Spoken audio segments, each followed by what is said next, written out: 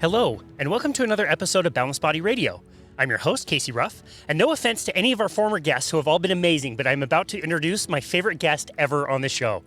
Bethany Ruff is the co-founder and co-owner of Boundless Body LLC, a health and wellness company that began during the 2020 COVID pandemic. Bethany's purpose in life is helping people move themselves out of pain and into their most optimally functioning body. Her entrance into the field of human movement began as a science major at the University of Minnesota Duluth. From there, her passion for corrective exercise and rehabilitation grew into something she could have never imagined. During her time in the fitness industry, she has expanded her knowledge base and capacity to serve others by earning specialty certifications. These include a Comprehensive Pilates Instructor course through Peak Pilates, advanced certifications in structural integration through the Rossiter System, as well as Corrective Exercise Specialist and Performance Enhancement Specialist certifications through the National Academy of Sports Medicine. Her precisely tuned eye for movement, posture, and alignment in the human body, coupled by her passion for helping people heal, makes her a powerhouse. With a constant thirst for learning, she works tirelessly to find the underlying roots of pain and dysfunction, and integrates a tailored approach to a more optimally functioning body. She lives in South Jordan, Utah, with her husband, me, their two dogs, Rex and Tucker, and their cat, Lily. Bethany Ruff, what an absolute honor it is to welcome you to your show, Boundless Body Radio. If you could just do that every time I walk into a room, I kind of feel awesome. It's a long introduction, but it's very well earned. I'm so excited to chat with you today. It's funny, like even between a married couple, we kind of have like different expectations of things. And I just commented a few days ago when we hit our 2-year anniversary of doing this podcast that I kind of imagined that both of us would be doing this more together than anything. And you said like, I never really had that intention, which was a little bit of a surprise to me. I just think it's funny, like even within, the two of us and our relationship and how much we communicate, we can still get a lot of things wrong. And full disclosure, we're doing this podcast outside because it's October and it's still absolutely beautiful and he could not drag me inside. So apologies if you hear a random dog or wind. Yeah, this is a first ever. This is pretty nice. I could get used to this. There might be some wind or some dogs. Our dogs have made the podcast several times, but this is the first time our cat Lily might actually make the podcast as she lives outside in our front yard. So I do want to talk a little bit about you being out in the sunshine so much. Tell me why you prioritize getting sunlight. I mean, science aside, it feels so good and recharging. It's like plugging me into an outlet and just the fresh air and being able to ground myself in nature. My favorite thing to do as soon as I'm done taking clients is to take my socks off and walk barefoot outside and just kind of connect with the ground. It feels like it's rebooting or recalibrating my whole system. Can't get enough. Yeah, that's great. And it's almost your birthday in the middle of October, and we're sitting out here and it's 70 degrees in Salt Lake City. It's really amazing. Mother Nature has not gotten the hang of it yet, and I'm here for it. That's awesome. I want to talk specifically to you today about a very recent and amazing experience that you had. And to be able to properly tee this up, I do want to say, I feel like both of us live a pretty minimalist life, and we don't have a ton of possessions. We don't have lots of things hanging on our walls. And in the space that we created downstairs to train our clients, there are very few things that are actually on the wall. And some of those things are something that's very special to you, which are posters of anatomy trains. Can you tell us a little bit about your interest in the human body and your interest specifically in anatomy trains and what they are? So my background studying exercise science in college, I'm probably referring to a very similar, if not the same, anatomy textbook that most people have seen. And they're these fixed still images of the human body and the way that muscle and bone attach via tendons and ligaments, and we have organs inside, and it's just this nice, pretty, still picture. And in starting to work with the body and working with people in real life and seeing them in motion, it really opened my eyes to the fact that we are not that fixed, and there were gaps. There were things that I didn't understand and that just didn't connect with me. And it wasn't until finding anatomy trains, and I really, to be honest, can't even remember what sparked my interest or how I discovered Tom Myers and his work, but it was light bulb moment after light bulb moment. And finally, I started to get the understanding that there's this big organ, sheath, function, mechanism of the body that's being forgotten about or not talked about or not seen. And this is fascia. And so the anatomy trains allude to different ways in which we connect one inside tissue to another inside tissue. And it's this where the fluidity meets the fiber. And it's responsible for literally everything that we can do, every function, every message, every action potential, every bit of communication has to go through this network. And it wasn't until seeing that and then starting to feel that through Rossiter that it really connected. No pun intended. So tell us a little bit about the Rossiter system. You and I talked about this before when we've interviewed Richard Rossiter, but for the listener who might not be familiar with it, can you tell us a little bit about the Rossiter system itself? Yeah, so I like to qualify it as manual therapy, structural integration, or spatial medicine.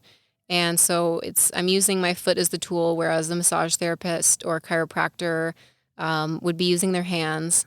And it's a 2-person pin and stretch, so it's very deep, very powerful. We're all interconnected. So in a very, very simple term, we're one big figure eight, if you can picture it. And so if you pull on something, it's going to have a reciprocal inhibition on something else. So by creating pressure into that fascial system and then coaching the person through movement, we are effectively pulling against the pressure that I'm applying. And the fascia has so many different elements, including elastic recoil and glide. And so the way that I'm using one ridge of my foot or part of my foot against your tissue as I coach you through stretches feels entirely different. But when someone's coming to see me, they're usually coming to address pain. And what's kind of a counterintuitive piece of Rossiter is we're hunting out the most painful area, because that's the body's only way of communicating with us from the inside out of, hey, there's something here. Hey, please pay attention to me. And so we lean into it as much as the person can. And so, the person that's coming in to receive the work is actually the one in charge, as they should be, because it's their pain, their body, their nervous system. Pain is subjective. I can feel a knot. I can feel adhered tissue with my body, but I can't feel what's painful with you. So I rely on your communication really heavily. There's walking that happens between techniques to integrate the entire system, as if you were to throw a dress shirt in the dryer and not hang it up, it would stay wrinkled. So we want the system to understand what we've intervened, what we've changed in length or glide or tensegrity, and then we make it a full body global movement so that it solidifies and finds its new place. That's a really great answer. And I kind of think about the difference between some of your work and the work of like a massage therapist or a chiropractor as being very different. Is it because the person who is being worked on is in charge of the techniques that are being applied? That, and change happens through movement, and movement heals. That's a Joseph Pilates quote. And so you need pressure, you need breath, you need movement. And that's how change takes place. But think about when you have pain, you're vulnerable. If we were out in the wild and, you had injured yourself, you're not going to be going and leading the hunt, because you are very vulnerable to whatever it is that you're trying to hunt. And so when we're dealing with pain, whether it be emotional, physical, mental, it doesn't have to be somatic. We guard that, as we should, because the body knows, well, we can't just ignore this. And if we ignore it, it's probably going to continue to get worse. It's probably going to snowball out to become something larger and more unmanageable that's harder to track back. So we protect it. And when something's happening to you and you aren't in control of this situation or your body, the only thing that you really have control over, there's a lack of trust, is what I feel. And there's no way we can ever really confirm that with science. It's a nervous system thing. So when you're getting snapped, cracked, when your body is just being moved around by someone else, it's going to guard to some extent. So, from my personal experience, not that one body work is better than another body work. Everything has its place in this field, but ultimately it has to be the body that's in pain that does the deciding of the pressure, of the intensity, of the duration. That's ultimately what's going to make the biggest change. Otherwise, we're going to protect. Yeah, no, I appreciate that. And I think about those things the same way. Like, they're all just different tools. Somebody might need a different tool for a different situation. A hammer is not the best tool for everything that you need to do to fix a house, for example. But I sure have seen a lot of very, I would say, gosh, almost like magical transformations with people. What's one kind of transformation that's fresh in your head that you want to talk about? Oh, I have so many. I have so many. And I think the best sessions happen when someone shows up and they have dealt with not being themselves for so long and not feeling like they have any ownership over the physical body that they're living in, and it shuts them off to literally every experience in life, even who they are. And so it's those people that are usually very highly motivated to get out of pain. And so they usually are very communicative, give me great feedback, give me a lot to work with, because one title I've absolutely always hated to be called is a healer. To me, that puts a lot of like ego and pressure and responsibility on me, but it's you, it's your body. I'm just here to facilitate and help and use my, very specific knowledge to address what area we may need to start with or move to based on your responses, but I can't do it without you. So it's hard for me to say one specific thing because I think of so many bodies that have allowed me in and allowed me to meet them where they're at so that they can heal themselves. Hmm. Yeah, no, I really appreciate that. And again, having watched you do that work all the time, I kind of understand that process a little bit better, where I think it's a little bit mystical for people to hear about it and try to understand what's going on, especially when, we're talking about myofascial tissue and how the body works as a system rather than just isolated parts. Somebody might come in with a right shoulder that's in pain, and I'll see you working on their left hip and understanding that, yeah, you are creating space in a certain area of the body that will then allow other parts of the body to open up and be able to move better. I think it's a little bit surprising for most people to really kind of realize and understand that just because you're expressing pain in a certain area of the body, that doesn't necessarily mean that's where the issues are coming from. Most of the time, they're not. And to drop another brilliant mind quote here, Ida Rolf says, "Where you think it is, it ain't." And that's, if I'm being honest, like 99% of what I've dealt with in my Rossiter career is pain is manifesting somewhere, but it's the victim that does the crying out, never the criminal. The criminal is usually hiding somewhere else. And the longer we let pain go, like I mentioned earlier, the more it's going to snowball out and become a more confusing, harder to trace back situation because we didn't listen. And we only have so much inner slack to give. And it's going to start to come from somewhere. It's going to start to seep into affecting other systems of the body. Maybe it starts physical, and then maybe you start to notice that you are not sleeping as well. And then your recovery and remodeling of tissue can't happen because you're not getting that kind of restart or reboot overnight. And then we start to notice that we aren't processing foods the right way, so it can just it manifests very differently for everyone. But, when all you have is a hammer, everything looks like a nail. So I think seeking out whatever therapy, whatever movement is not painful or allows you some ability to move without pain is what you should lean into. But ultimately just kind of starting somewhere, because that shoulder will become a hip. It will become a knee. It will translate to the foot. And we have to pay attention. The body is the one irreplaceable thing that we have in life. And we tend to treat it like we would treat our iPhone or something that we could just rebuy. And that's one of the saddest things to me.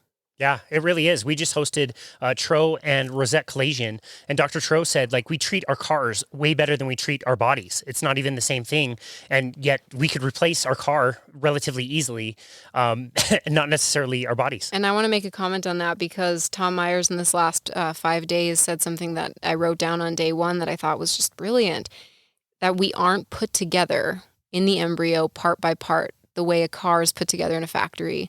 So we can't reverse engineer that in that way.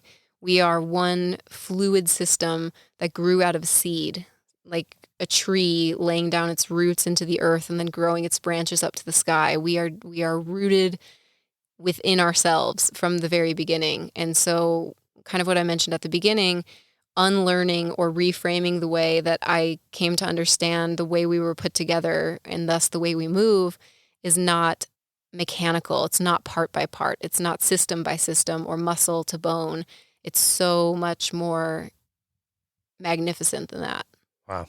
No, I absolutely love that. I think that's a beautiful idea. I do want to talk about the last 5 days that you spent working directly with Tom Myers. Before we do, I want to kind of cue this up. How did you hear about this opportunity, which we'll talk about what exactly you did, but when was the first time you heard about this opportunity to do this specific workshop with Tom Myers, the author of Anatomy Trains?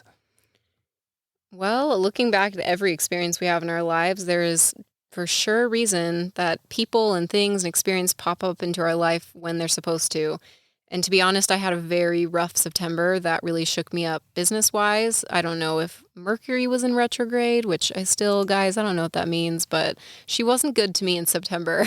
I lost a lot of business, which, when you work for yourself, just down to it, that's a big financial loss. And, it kind of takes a toll on when I'm not able to help people. I don't know, I'm floating around. I'm this like speck of dust that's just insignificant and unimportant, and I'm not serving my purpose. And that's, a deep-rooted piece of baggage I need to unload myself, but I love helping people. And when I can't help people, my mind just runs circles, and I didn't do well in September. And so I couldn't have been in a worse situation to learn about this because, it's not free. So I'm sitting in the grass and under the sun, which is one of my favorite things to do. I'm listening to this podcast, The Body Awake. Shout out to you guys. And it was from 2017, and it's this episode with Tom Myers, and that's of course why I downloaded it, is I want to hear everything he's ever said.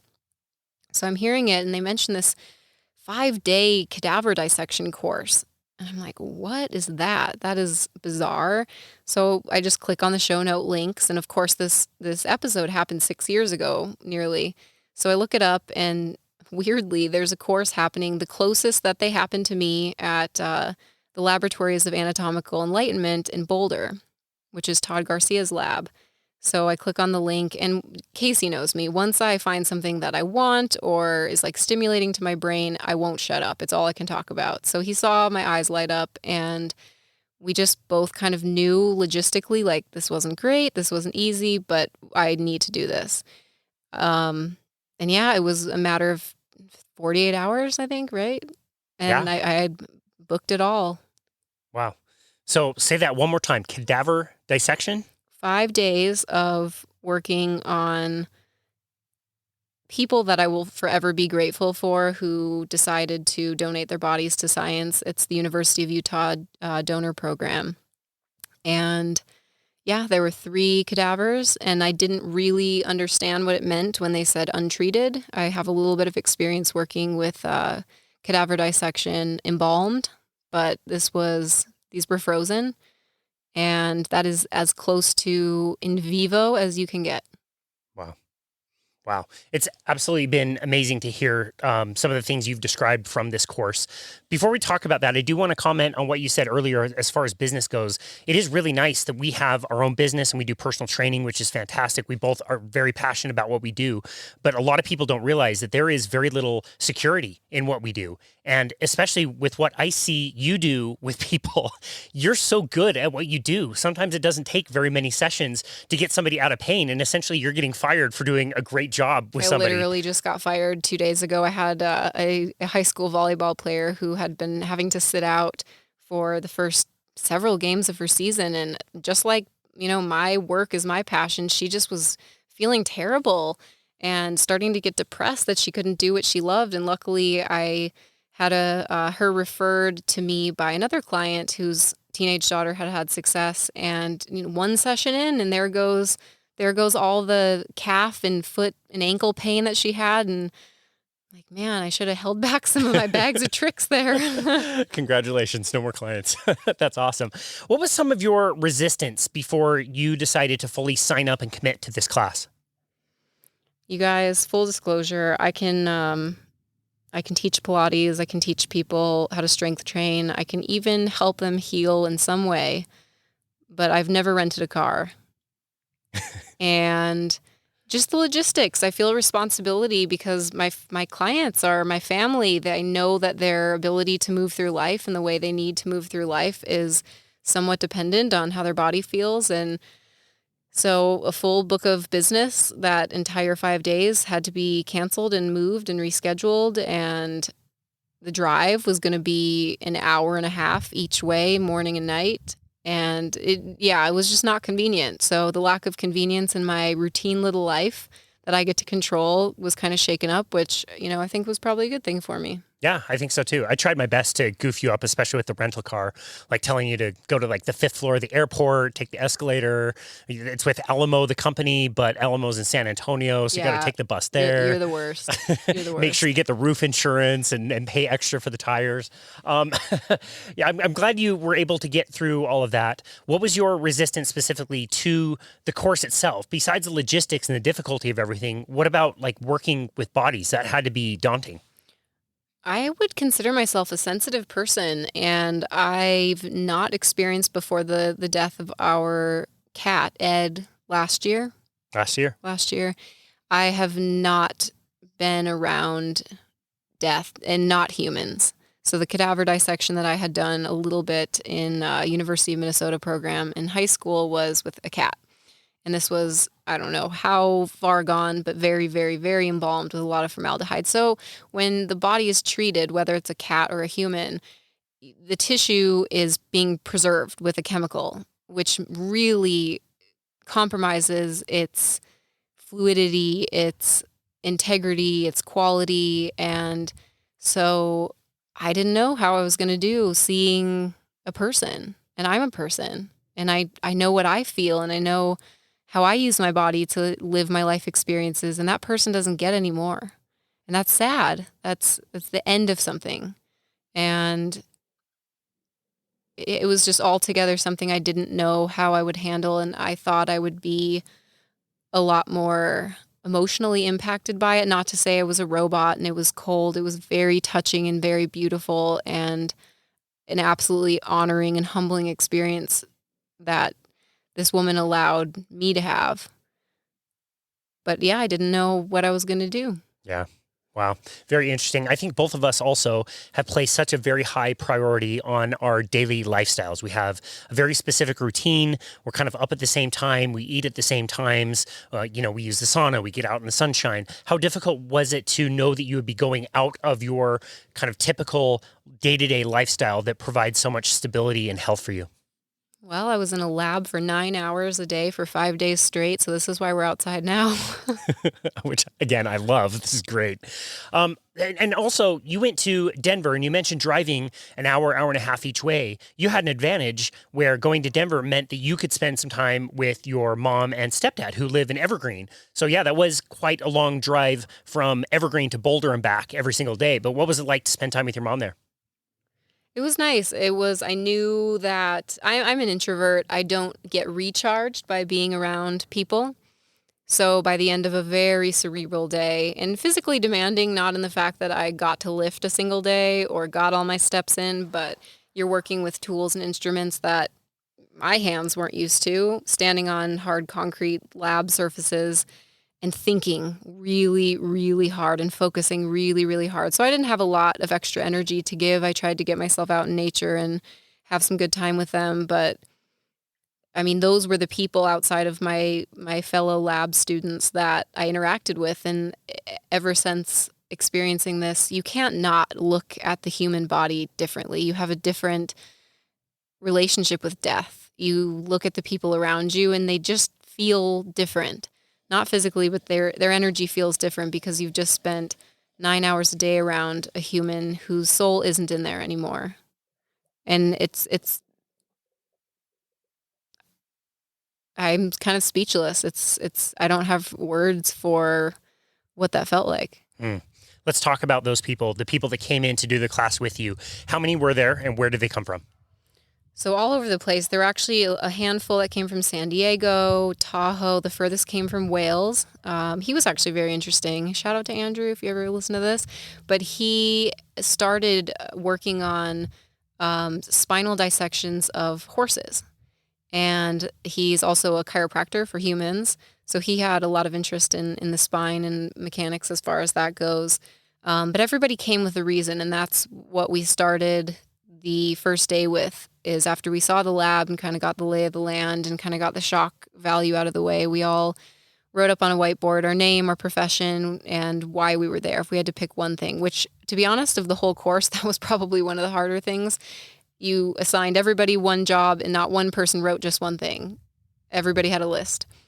And the goal of that was to see, okay, well, there's 23 people, including myself, in this room.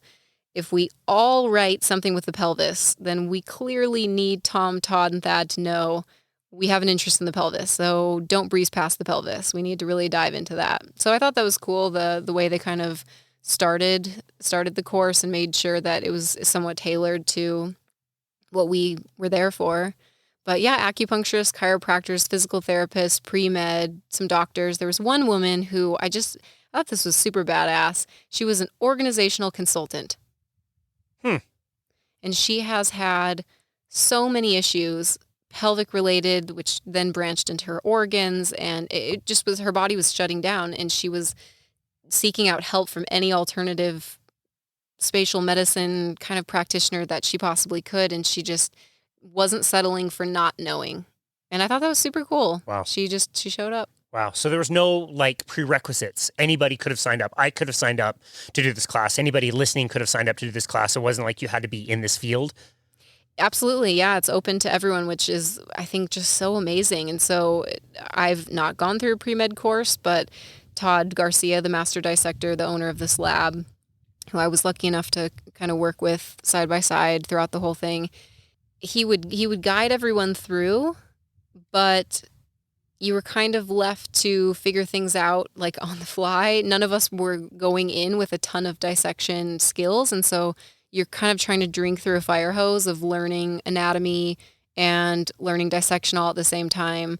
But obviously he knows that we aren't master dissectors alongside him. So yeah, just for the average person, like anybody could go and be a part of this. And that was just so cool to me, because most of the time in a pre-med course, per his description, there's tons of med students all gathered around this one person who's been treated with formaldehyde to preserve their body. And most of it's very covered up, the rest of the body, except for the part that's being worked on. And everyone's crowding over everyone's shoulders, just trying to get a look in here. And so the hands-on isn't there, but there's also this objectivity that's put between death and the body and us interacting with it, just like our culture. It's uncomfortable. So let's not talk about it. Let's not think about it. Let's remove ourselves as far as we possibly can from the situation that we don't want to feel. And this couldn't have been more opposite. Very interesting. Before we talk about what you actually did in the course, you've mentioned a little bit of each one of the three people who are kind of leading the class. But if you don't mind, can you go back and tell us a little bit about each one? Todd, Tom, and Thad, I believe. Yeah. So my knowledge of all of their credentials in which they deserve an introduction that's 3 times what mine was. Tom is one of the CEOs, founders of Anatomy Trains, and he had an integral part of writing all 7, 8 editions of Anatomy Trains. Wow. He also is the head person that will be leading the courses of ATSI, which is Anatomy Trains Structural Integrators. Todd Garcia is a master dissector, has a very close and great relationship with the University of Utah donor program, which allows us to do things like this, and is the owner of the laboratory that we were in Boulder. He also teaches anatomy, I believe, to pre-med and doctorate programs.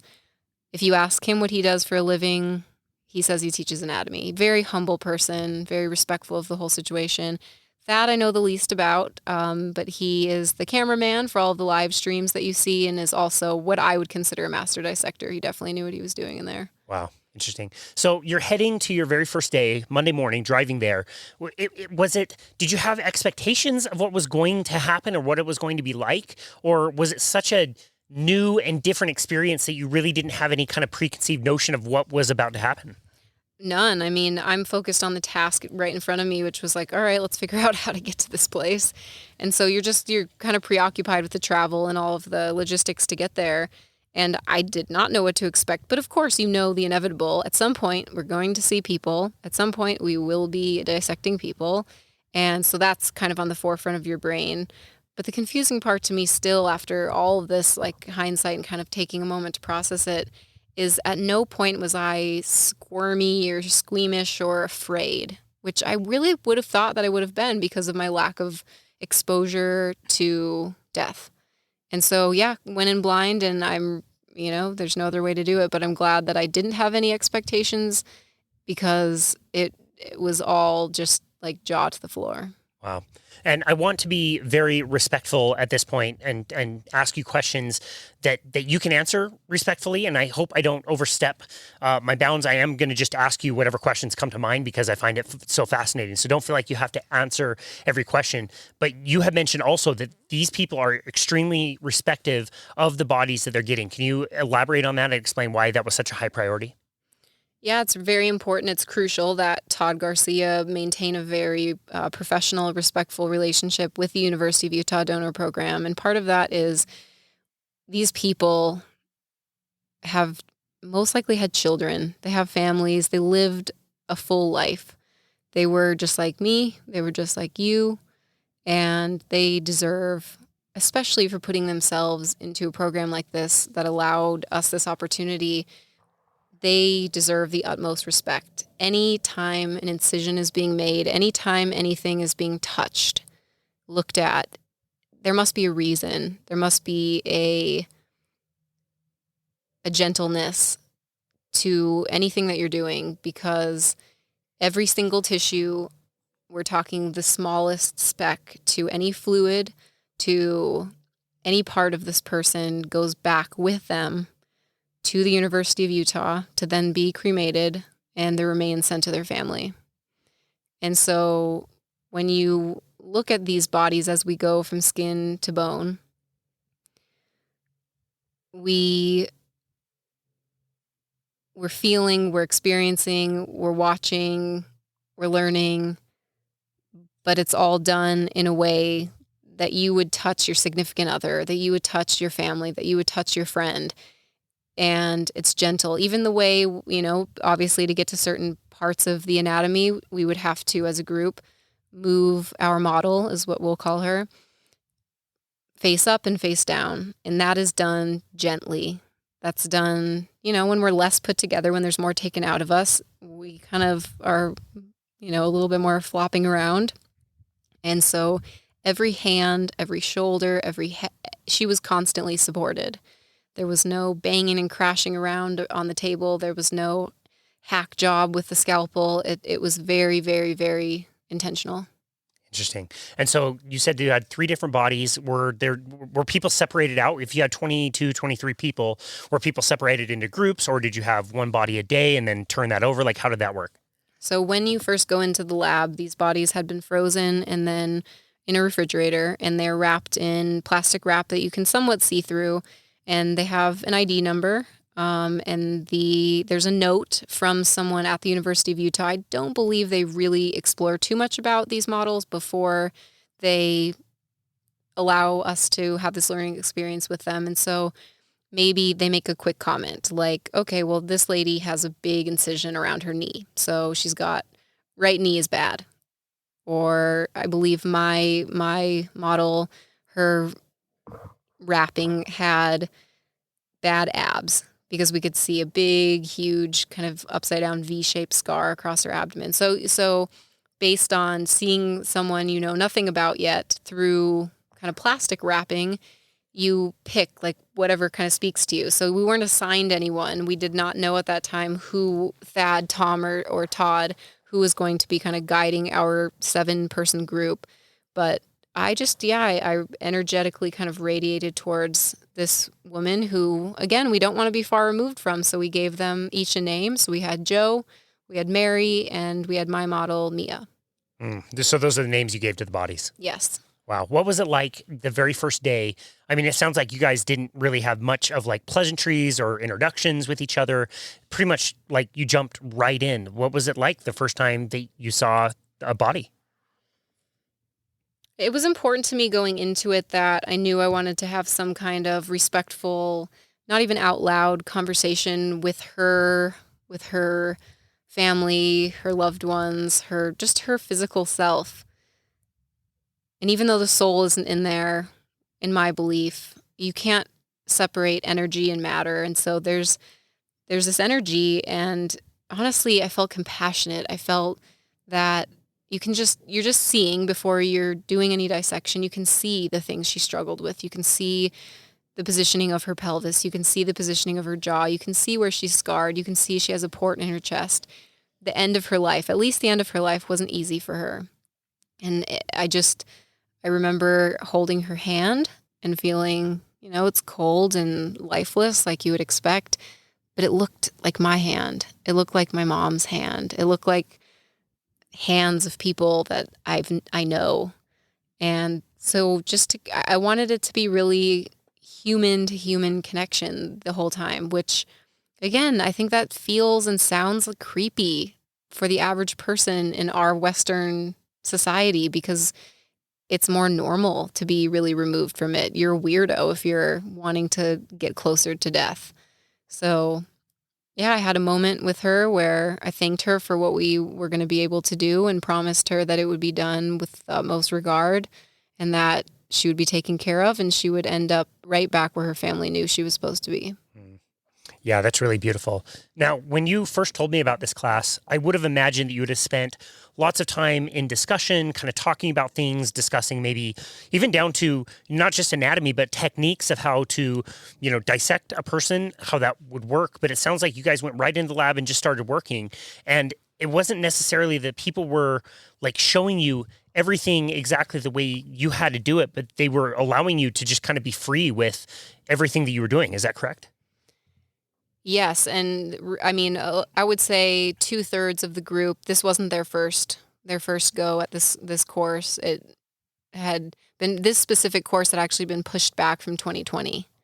So it had continued to be rescheduled through the course of almost 3 years. So there were a lot of people highly anticipating it, really excited it was happening. But some of them had experience with other dissection labs before.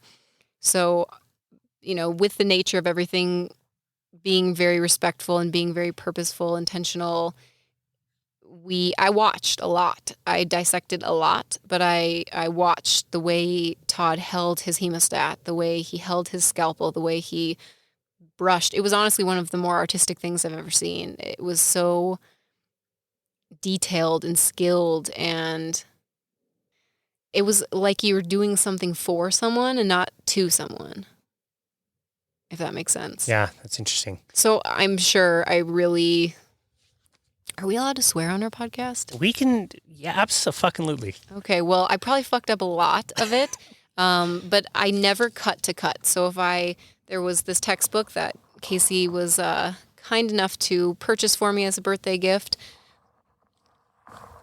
but you'd refer to Netter, this Atlas of Human Anatomy. And if you didn't know the answer, it was your job to go grab Netter, find what you were trying to find, figure out the way the fibers moved, figured out the direction, location, and your hand was not held through any of it. You were kind of on your own for, okay, why do I want to dissect this part? What am I trying to get to? Because otherwise, if you compromise one thing, because it's attached to everything else, you're going to compromise another system at another time that you might not be able to see yet.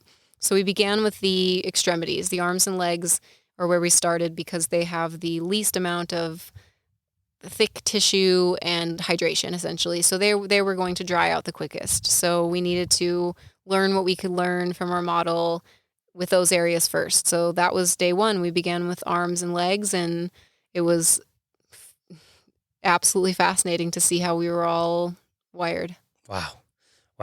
What things surprised you about the human body? I mean, I guess you see it in textbooks that we have all these major veins and arteries and whatnot that have to go from our brain down to our toes, and they do. They really do. We are so much more fascia than what I and most people would have ever realized. And fascia, even though these weren't living organisms, they were as close to that as you can get.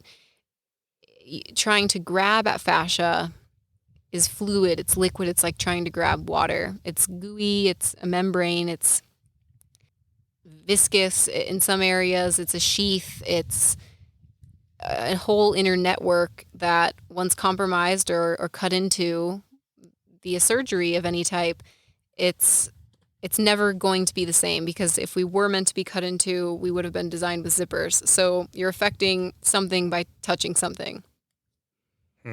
And the way you describe the fascia, I always thought of it as a membrane. I kind of think of it as like the white of an orange that kind of holds everything together. Is that a fair way to describe it?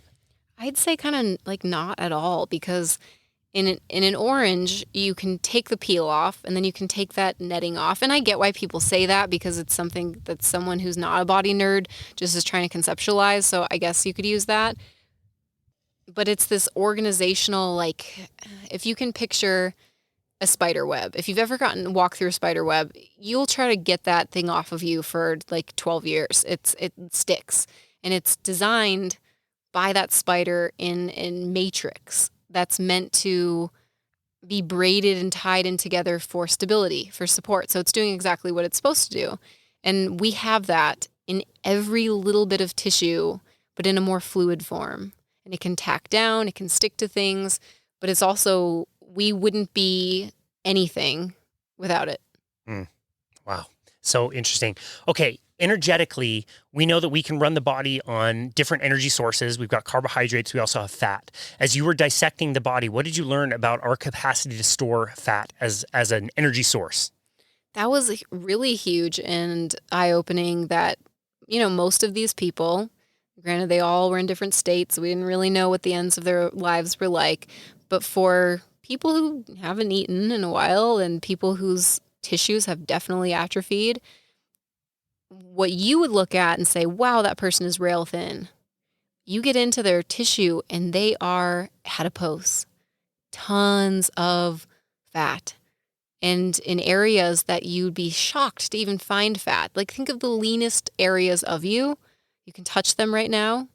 There's not a whole lot of give in those areas. Still so much fat. And so I kind of had a different understanding of fat. Excess isn't great for anybody. It's going to, create a whole host of issues. However, it's also really responsible for cushioning, and the electricity and nervous system communications have to happen through hydrated tissue. And so it's necessary to some extent. But yeah, where it was crazy to me, the sole of the foot. I don't think you and I have talked about this, but once you take back the epidermis and dermal layers, you're into the adipose tissue.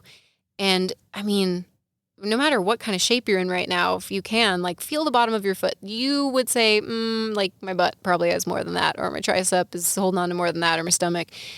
It is so cushioned. It's so cushioned. And when you get underneath that layer and you get through the fascia, which there's not really ever any getting through the fascia because you just keep finding it. It's the gift that keeps giving. But you see all of these different tendons and ligaments and bones, and especially at the heel and the ball of the foot, the places that we would have the most pressure, just covered in yellow. Wow. Just fat. Tons. Wow. Way more than you would ever think. Wow. Which, again, just not that I needed another reason to think we should all be barefoot, but this is how we were designed, people. You didn't need to be in your on clouds. You didn't need your Hokas. You didn't need your Nike shock absorbers. Your Nike shock absorbers were the fat in your foot. Wow, that is so interesting. I remember... And before we move on from that, the foot is what's striking the ground. So I don't care if you have a knee issue or a hip issue. Maybe it didn't begin at the foot, but your foot is what's translating to the surface that is then moving your knee and your hip or your shoulder all the way up the chain. So I can't ever stress it enough to people, the way that you are interacting with the surface underneath you from an electromagnetic pull type of way and just a feedback, just a physical feedback type of way. We know we are meant to shock absorb, and that shock absorption, that elastic recoil, that length or tensegrity, whatever's going on in the biomechanical system, it's being led by the foot. Wow. Yeah, that's so fascinating.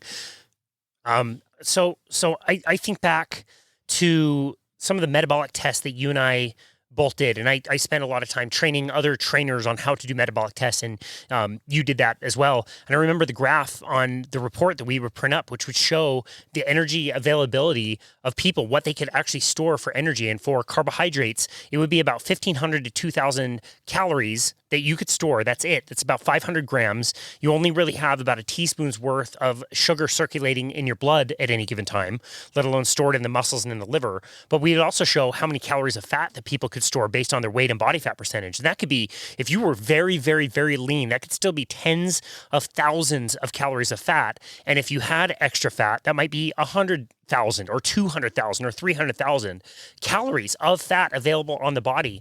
And so I think it's really cool that you got to see how much fat there really was, and that actually surprised you. That definitely surprised me, to be honest. Yeah, it was, I mean, I've looked at my own physical self and the way I'm nourishing myself in a whole different light since seeing that. Yeah, interesting. What other things did you learn about human movement? The deeper you went into the body, what other things did you learn? System by system, like at first I was like, oh my gosh, the skin. And no, by the way, no one wrote on the board that they were interested in learning about skin, but hey, it's the biggest organ of the body. So we all had it on our, in our destiny to learn about. But once you get into the skin, you're like, holy shit, this is so interesting. And then you get a little bit deeper and then you're like, oh my gosh, this is so interesting. So I found myself, very present in what we were currently learning about. But as soon as one layer would be taken back, it's like, oh my gosh, the organs. I've never seen the organs before. And then you're getting into the fascia profunda and the aponeurosis, and then you're into the bone and the joints and then the inside of the bone. And so it just is like this Russian stacking doll of like interest after interest. So it's a really hard question to answer. I was equally just amazed by all of it. Is there as much muscle as we think on the body, the way kind of our textbooks show us? No, not at all. And to be honest, not that muscle doesn't serve a huge purpose in many ways, but it is not the intelligent tissue that we kind of give it credit for. Muscle is kind of like the dumb meat that's on your body. It's a contractor. It definitely adds something to the mix, but what we give muscle credit for is more fascia. Interesting. And as you were dissecting, were there areas of the body you needed to be very careful around? Oh, lots. Especially one of our goals as our group was to try to keep all the major veins intact from the top all the way down. And so we all had to be communicating with each other because two people might be working on the feet and ankles and calves, and the other person might be interested in the shoulder or the forearm and the hand. But ultimately, we're going to meet. We're going to meet in a path. And so if we're not all on the same page, if we're not all communicating and really intentional about the way we're dissecting, somebody's going to sever something that is then going to be more or less ruined for the next person down the chain. I'm so glad they were able to get a bit of video from the dissection that they were doing, and I was able to watch yesterday when you got back a portion of the dissection, and it was very interesting. I was able to see cutaways of the knee, which I thought was absolutely fascinating. I was able to see the spinal column. I was able to see inside the skull, and I wouldn't say it was shocking, but it is very visceral to be that close to a human body and be able to get down to some of those layers and see things in a very different way than I've ever seen them. Did that affect you as you were doing the course? No, I'm surprisingly not. I mean, just outside of, not in a cringy way, or I was like, thought this was nauseating or anything. The whole thing was just, I have one of these. Like, I have this. It's like reading your own user manual for the first time. Like, to see what my own insides look like. And I just want to note that there are live streams available that Anatomy Trains will host. Casey did not actually watch a dissection. He saw day 3 of the cadaver that my group was working on. So they were more or less kind of just pointing things out and showing you the inner workings of the joints and the things that he mentioned. But if you're like, ooh, this is kind of interesting, but it's either not convenient for you or it's not really up your alley to go to one of these, they do offer live streams that you can be a part of all over the world. What was your question? Just how that experience impacted you, as you were going deeper and deeper? It's so hard for me to relate since it's not something I've ever done, and I assume most of our listeners have never done either. What was it like to take in so much information about the human body? It's just incredible of how we can move ourselves without having to tell. Like, you just asked me that question and I'm sitting across from you and your left shoulder shrugged and you talked with your right hand and you just moved it. But your brain that you're aware of didn't tell you, hey, let's shrug this left shoulder, let's move my right hand. But it happened.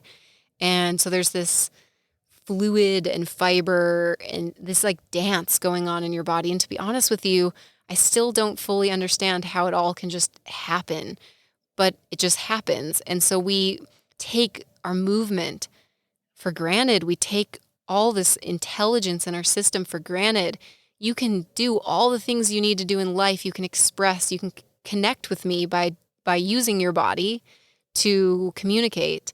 And you weren't any wiser that you were doing it.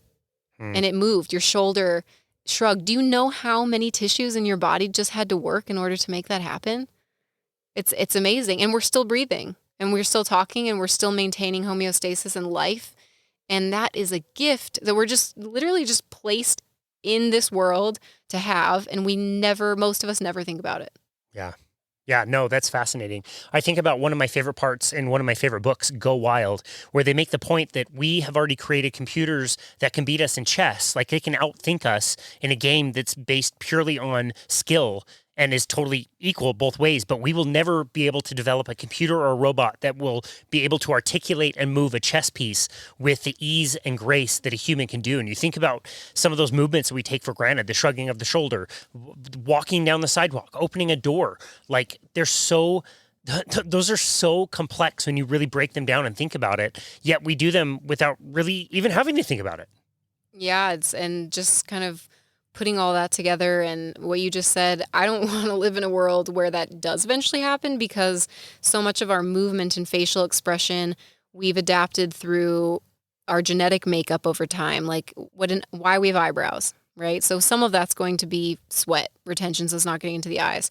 But the other is when you change the orientation of your eyebrow, it pulls against another tissue that then gives me a different expression that I get to read across your face. And my brain's intaking what your brain is putting out, whether you are intentionally doing it, whether you're thinking about it. But robots, what they're not going to have is the type of human intention that we have. And so we're motivated by what we feel, what we need. That's how we connect with each other. That's how we dispute with each other. That's how the greatest wars in the world ever happened. That's how peace ever happened. That's how human life gets created. It's this dance, this interaction. I don't have a better word for it. I think I said to you on the phone, this orchestra, this beautiful symphony that's always happening. And as soon as one person with one instrument starts playing a little bit out of tune or pitch, it throws the entire orchestra off. And, you can just feel that. You can feel when someone's being authentic with you. You can feel based on the tone of their voice. Are they being honest, or are they withholding some truth? Are they connecting with us? Or are they keeping us at arm's length? You don't have to say that to another human. You feel that. And it's not your brain usually that's telling you in the system what to do. It's all these biomechanical autonomic processes that are just happening. And that's absolutely, I mean, how do you not think that that's the most incredible thing you've ever heard? Yeah, that's amazing. So as the week was kind of winding down, how were you feeling emotionally, knowing that this would be kind of the last, day or two that you had left with your person that you were dissecting? There's a huge part of you that's just very cerebrally burnt out, and you're trying to kind of retain whatever you can. And for me, at least, the other elements like the long drive and sleeping in a different bed. And I'm a very routine-based person, so I don't thrive with a whole lot of change. But just all of that compounded. By the end, I don't know that I could have done another day. But there was also this, I don't know if sadness, or maybe it was just me. I tend to cling to things. I don't love that about myself. But just to... You can't not create this very intimate relationship with this person that you've just worked with all week. And you get down to the place where you don't have any more that you can do, and that you just have to kind of thank her. The job is done. It's complete. It's good. And you're on to your next experience. And for me, I knew that I was going to be sleep deprived. I knew I was going to need some time for all of this to set in. But I also intentionally booked as many clients as I could for the very next day when I returned, because I wanted to apply and just feel and see and interact with humans in a different way. And I'm glad that I did that. Yeah. How is this week going to change the way you work with people? And I will say on like a physical level, like what practical things did you learn about the body that's going to now change your work, either as a trainer or as a Pilates instructor or as a roster practitioner helping people get out of pain? I've been thinking about that a ton. Like, what would I, in a synopsis, what would I say to my clients of, like, this is how my session's going to be different? And I really, like, I've been ruminating over that for the last 6 days, and I don't know. I don't know that yet. But what I do know is a lot of questions were answered in a way of, I had to you just picture what you've never seen before, right? You've never seen a black dog. You're going to picture what you think a black dog looks like until you've seen a black dog. It's when I can now almost like a little bit of x-ray vision, I guess. I was just watching my own hand, like gripping things after day one, and I could see what that would look like from the inside. Not to perfection, not how every fiber crosses over every fiber, but the big parts, the way that we're all wired and all that truly has to happen in order for a simple grabbing of something, where it was a little bit more mechanical and I was a bit more ignorant to what was happening inside. So if nothing else, I don't know, even in my tone of voice, I feel like I'm going slower. I feel like I'm more present, more in the moment, I want to help someone out of pain. Yes. I want them to get as much value as they possibly can in a 60-minute session. Yes. But it's becoming more important for me that the questions I have will be answered when I listen, when I slow down, when I feel, because slow is smooth and smooth is fast. No point in rushing to get as many techniques as you can, or expecting you or this other person that you've maybe never met before to have this perfect dance with each other where we get them out of all the pain that they ever have had. But I'm here. I'm like you. I'm with you. You're not in this experience of life and pain and comfort or discomfort alone. We are all stemming from the same type of person. I don't care what size you are. I don't care what color you are. I don't care what your background is. I don't care how you move or how you don't move. We are all very, very similar. And I feel like that can only help me physically, mentally, and emotionally connect to the people that I'm around. In the grocery store, the people I step on, you, everyone. Well, that was going to be my next question, is not only how is this week going to impact practically your training day to day and your sessions day to day, but how is it going to impact you as a human? What do you want to take from this experience and put into your life, whether you're working on somebody or not, just kind of like the day to day? I think this is a really good time. I told Casey before we started this, it was something that I read to him, that my biggest takeaway is nothing is permanent. And there was this quote by Jeff Foster that I'm about to read for you that brought Casey to tears. It made me choke up. It's one of those that it's not a one-liner, but it's one that will really hit you right in the feels. So if you're in an opportunity, if you're listening to this, if we get any listeners, that's not like me and you and my mom. If you're listening to this and you have an opportunity to just kind of pause what you're doing for a moment, I would really love for this to sink in for you, because it really did a lot for me. So this is called You Will Lose Everything. You will lose everything. Your money, your power, your fame, your success, perhaps even your memories. Your looks will go. Loved ones will die. Your body will fall apart. Everything that seems permanent is impermanent and will be smashed. experience will gradually, or not so gradually, strip away everything that it can strip away. Waking up means facing this reality with open eyes and no longer turning away. But right now, we stand on sacred and holy ground, for that which will be lost has not yet been lost, and realizing this is the key to unspeakable joy. Whoever or whatever is in your life right now has not yet been taken away from you. This may sound trivial, obvious, like nothing, but really, it is the key to everything, the why and how and wherefore of existence. Impermanence has already rendered everything and everyone around you so deeply holy and significant and worthy of your heartbreaking gratitude. Loss has already transfigured your life into an altar.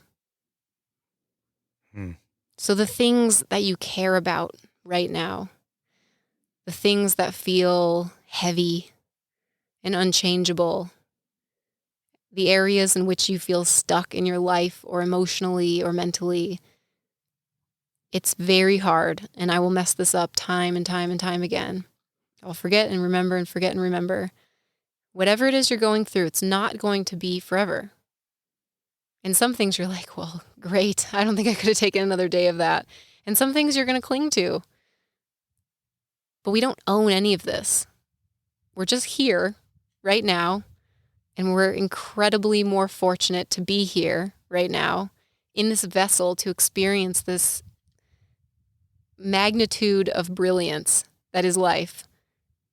And we're just fortunate to have it. So don't hold on to it tighter, but just notice it.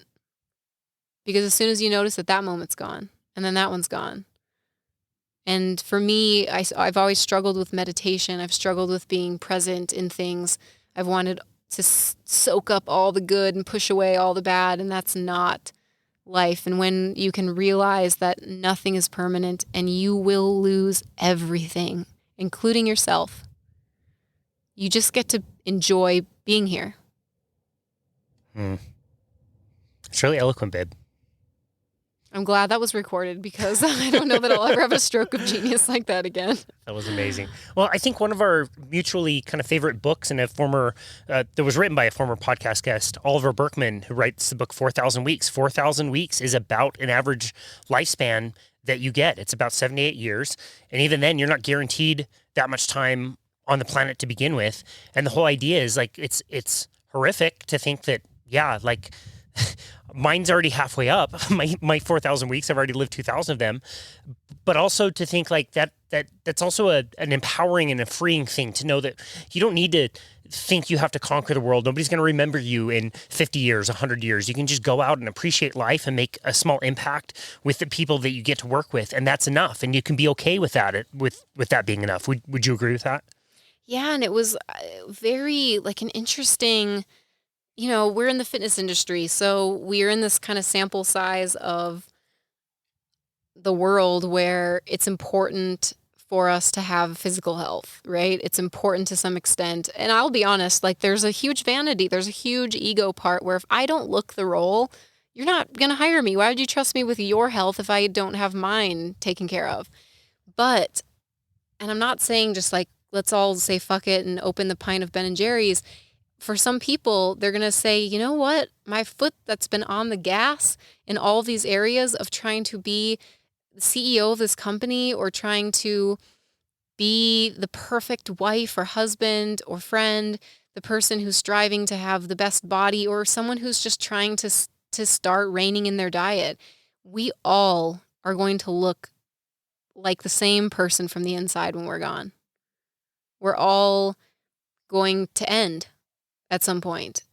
But your choice is, are you just going to say, screw it, and I'm going to eat however I want to eat, and I'm not going to move because that's what feels good to me? Awesome. If that what feels good to you, by all means, you live your best life. However, the way it really made me think about it is, Bethany, let's not punish our body with hard workouts. Let's not restrict ourselves from experiences. But the flip side of that for me is, why would I choose to self-harm or not support my system by consuming foods that make me feel good, by doing regular movement that keeps my pain away, by going to bed early so that I get the best sleep. And we're not all in the same situation, so please don't think I'm trying to give you unsolicited advice in any way. But lean into what really fuels my soul. Not anybody else, not what society or Instagram or whoever, even your trainer is telling you. What feels good to you? What allows you to get the absolute most out of this experience while you're here? Because again, I'll say it again, you're going to be sick of hearing it. The beauty of getting poof, just like this body that it's like getting a free car and you get to go drive around and do whatever you want to do in it. And that's up to you. It's up to you. But enjoy it while you have it, because there will be a time in your life, in all of our lives, including myself, that we will look back with some amount of regret over something. And I think the key of life is the sooner you are onto this, the sooner you can realize this, the more you get to absorb out of it. And if you go along your life resisting and not applying yourself to the full capacity that you know you can, again, depending on who you are, whatever that looks like for you, your full capacity, don't settle for 70%. Be here, enjoy it, notice it, and do what allows you to have a 100% experience. Wow.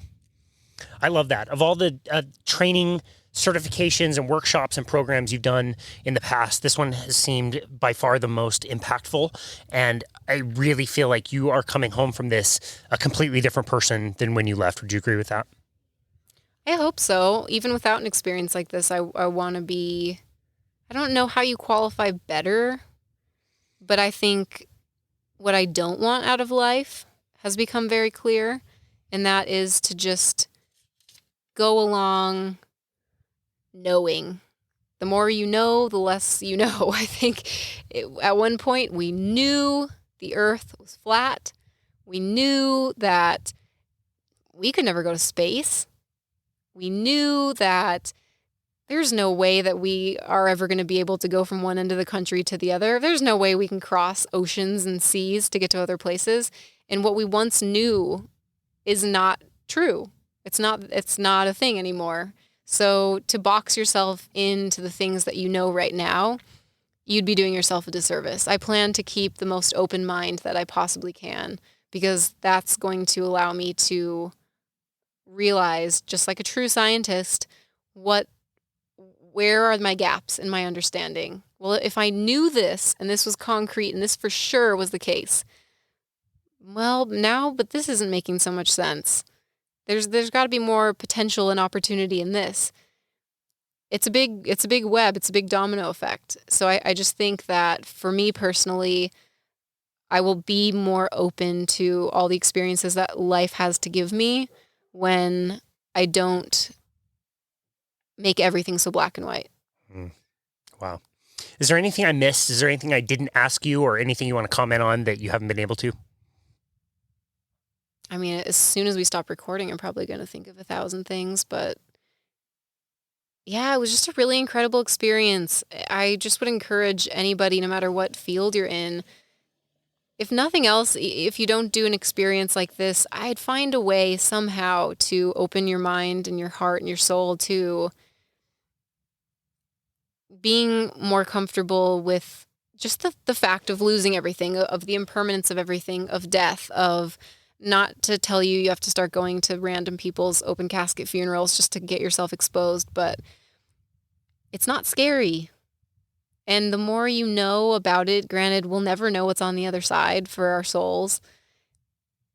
It's something that we all are going to go through. And I think those like collective human experiences that we all go through together, there's a reason that we do, and we're here as a community, and we were humans in a community for all of time to support each other, to be there with each other. And I thought it would be kind of the situation where, oh my gosh, once I've experienced death or once I've been around a dead body, I'm going to hug Casey tighter because he's still alive. But that's clinging. It's more of, I know this is our eventual fate. So really, like, how important is it that that person in front of you is driving slow? Mm. How important is it that the thing that you thought was supposed to work out for you, that you worked so hard for, that you deserve, isn't working out? You don't know what's next. And you don't know if it's your last few breaths. Well, what a beautiful experience that you've had. And I'm so grateful for you that you were able to take some time out of your day on a beautiful sunny day to chat about it. I think this would be great once it's recorded, and be able to share with people that experience and to hopefully help people walk away from this conversation with that sentiment of how beautiful life is, how precious a gift life is, and more so than how amazing and beautiful the human body is, but also the idea that this is finite, this will end at some point, and so to really appreciate the experience and be able to treat your body the best way possible throughout life is really such an amazing takeaway. Bethany, it's just so awesome to talk to you. I'm so proud of you and who you become and all the things you gravitate towards. I think most of our clients would be surprised if they really truly knew how much we talk about them, how much we care about them. Every single day you and I meet up in the afternoon and we talk about every single one of our people.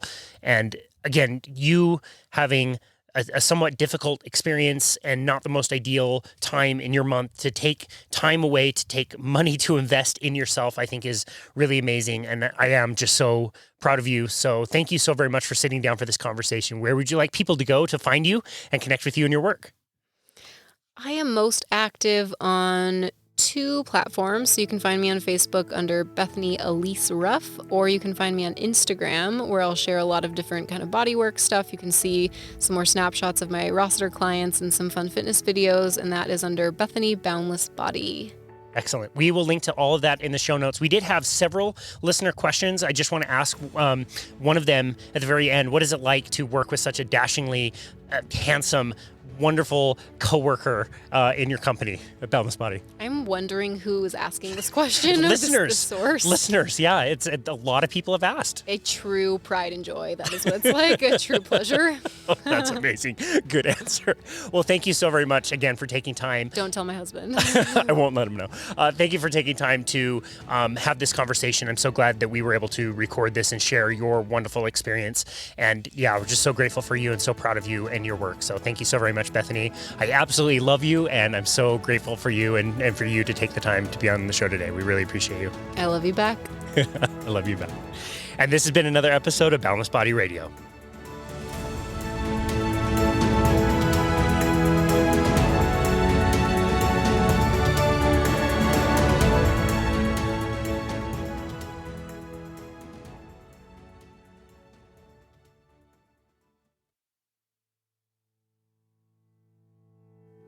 As always, thank you so very much for listening to and supporting Boundless Body Radio. It has been such a joy to go on this journey now that it's been 2 years of doing these episodes and all the amazing conversations that we've had with thought leaders, and to be able to share this message around the world with literally hundreds of thousands of people has been so amazing. If you haven't already, please go over to Apple, leave us a rating and review, as it's the best way for the show to continue to grow and touch more lives of people out there. I am so excited to announce that we are launching the Boundless Body Radio Premium podcast. This is something that I have been working really hard at for a very long time and something I am very proud of. Now that we have done over 300 episodes, our content can be a little bit overwhelming if you really want to learn about one particular topic and really zero in on that topic. So that is exactly what I have done. I have gone through all of our episodes, taken the very best clips all about one particular topic, and put them into long form, very informative and concise episodes called the Boundless Body Radio Premium Podcast. That can be found on our brand new Patreon page, which I'm really excited to announce, as we have all kinds of different offers there and different tiers.